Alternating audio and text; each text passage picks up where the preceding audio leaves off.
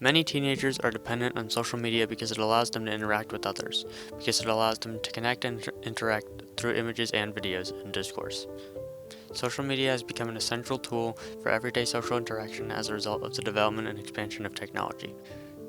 According to the Annie E. Casey Foundation, although social media has benefited our society, it has also had a significant detrimental effect on young people.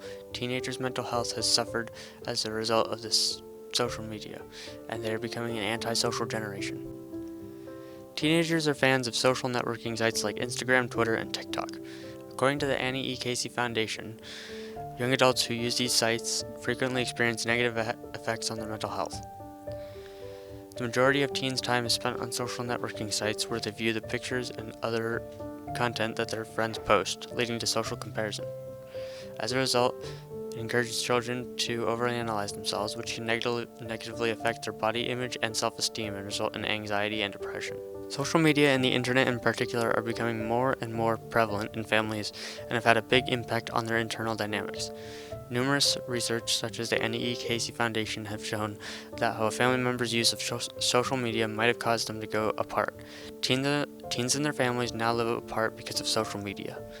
Teenagers can lose themselves in their online lives and stop spending time with their families as a result.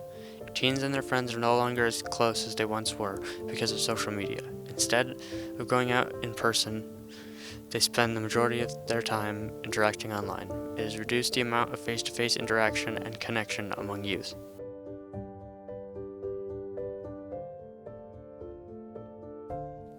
So I think it all depends on the content that teenagers are watching, right? So when we're talking about social media, that's the new craze, the new hype, and it's been that way for, a good about 10 or so years, right? First we had Facebook, then we had Instagram, then we had Snapchat, and then we have TikTok. And so I think it goes according to popularity and determining like usage, right? So if it's the new craze, of course the numbers, the statistics say that more teenagers are using it. However, I also think it's going back to what are they watching, right?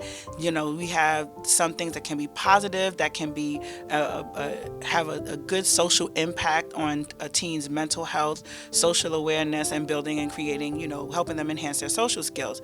But then we also have those things that they are watching that can really, really, really question them, make them question themselves, make them, judge themselves to a degree that can be very disheartening or that can be a great disservice to them. I think the impact can be positive and negative because I think there's a lot of students get a lot of support from social media, but it could also have like a negative impact on them, like doing things that they see, not investigating the facts on it, trying to set trends, trying to do what other people do and not seeing like the hard work and things they're putting behind it. It can be distracting, but it definitely can be motivating too. So I think it just depends on like each student, the impact that like social media has. I don't think that there's anything that's more important than social media, to be honest. It's something that like my generation did not have to deal with. And I would say overall the effect is going to be negative because people don't, especially parents and people my age, I'm like super young, kind of Gen Z, but other people, they don't understand what teenagers use it for, how much they see it, what's available to them. So, and also parents don't regulate it at all. I mean, as a teacher, I see students flipping through TikTok after TikTok and letting it control them and their thoughts and what they're doing for that day. As a parent, I have a middle school student and that's all she wants to do. Like, she wants to be on social media because that's where everybody is. And then if you actually look at what's happening there, there's bullying, there's inappropriate content and inappropriate for the age, right? Because we all grow over time and our brains are ready for this and that, and at certain points you're not ready for certain things.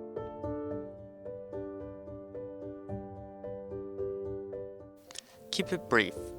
You may find that a few short social media sessions per day help you feel better than spending 45 minutes exhaustively scrolling through a site's feed. If you tend to exhaust yourself by going down social media rabbit holes late at night, eliminate viewing after 10 p.m. Avoid the swamp. There are people online who are critical and hostile.